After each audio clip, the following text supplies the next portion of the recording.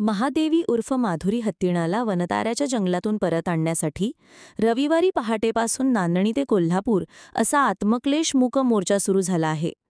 या मोर्चात महिलांचा मोठा सहभाग असून सामाजिक कार्यकर्ते आणि नागरिक मोठ्या संख्येने सहभागी झाले आहेत.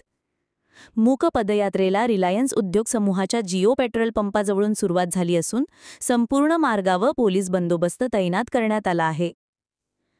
महादेवीला माणसांमध्ये परत आणा या मागणीसाठी हजारो कोल्हापूरकरांनी रस्त्यावर उतरून प्रशासनाला जाग आणण्याचा निर्धार केला आहे.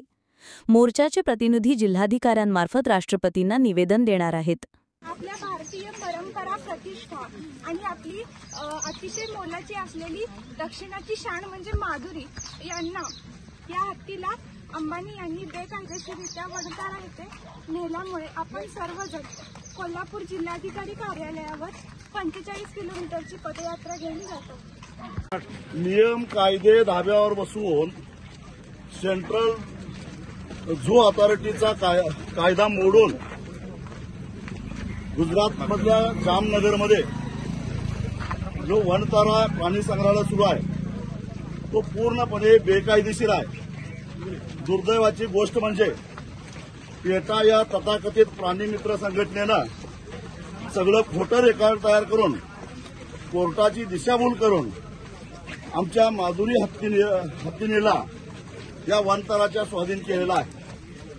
खरं तर इथल्या कोल्हापूरच्या पशुसंवर्धन अधिकाऱ्यांनी माधुरी प्रवासाला फिट आहे, सुदृढ आहे अशा प्रकारचं सर्टिफिकेट दिल्यानंतर खरं तर जंगली प्राणी रात्री प्रवास करत नसतात, तरी सुद्धा बेकायदेशीररित्या रात्री 12 नंतर तिथून पुढे सलग 48 तास प्रवास करून माधुरीला वनतारामध्ये नेण्यात आलेला आहे.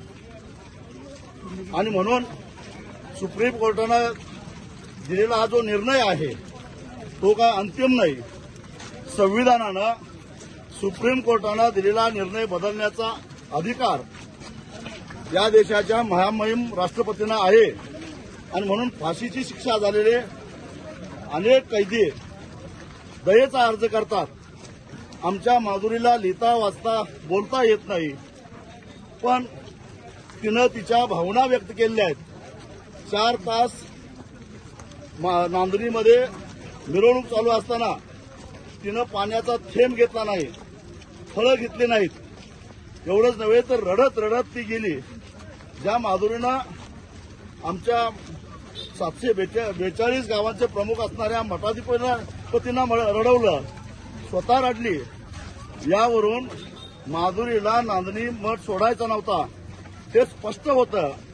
आणि म्हणून माधुरीच्या वतीनं आम्ही सारेजण महामहिम राष्ट्रपतींना दयेचा अर्ज देण्यासाठी म्हणून जिल्हाधिकारी कार्यालयावर मूक मोर्चा घेऊन निघालेलो आहोत. हा मूक मोर्चा जिल्हाधिकारी कार्यालयाला गेल्यानंतर आमच्या बरोबर असणाऱ्या 10 भगिनी माधुरी हत्तीनीच्या वतीनं राष्ट्रपतींना देण्यासाठी म्हणून जिल्हाधिकाऱ्यांना दयेचा अर्ज सादर करतील आणि मग राष्ट्रपतींनी त्याच्यावर निर्णय घ्यायचा आहे. या मूक मोर्चाचं नेतृत्व कुणीही करत नाही. इथं कुठलाही झेंडा नाही, कुठलाही पक्ष नाही, संघटना नाही, जात नाही, धर्म नाही.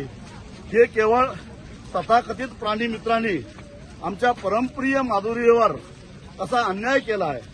या देशातल्या एका माजलेल्या उद्योगपतीनं आमच्यावर कसा अन्याय केला आहे ही कैफियत राष्ट्रपतींच्यापर्यंत पोहोचवण्यासाठी म्हणून ही हजारोच्या संख्येनं असणारी जनता मूक मोर्चा घेऊन निघालेली आहे. खोटे रिपोर्ट तयार करून कोर्टाची दिशाभूल करून नेलेला आहे. त्यामुळं आपण जिल्हाधिकारी कार्यालयामध्ये गेल्यानंतर आपल्यातल्या 10 महिला या जिल्हाधिकाऱ्यांना एक निवेदन देतील. ते निवेदन काय दया अर्ज द्यायचा आहे आणि जिल्हाधिकारी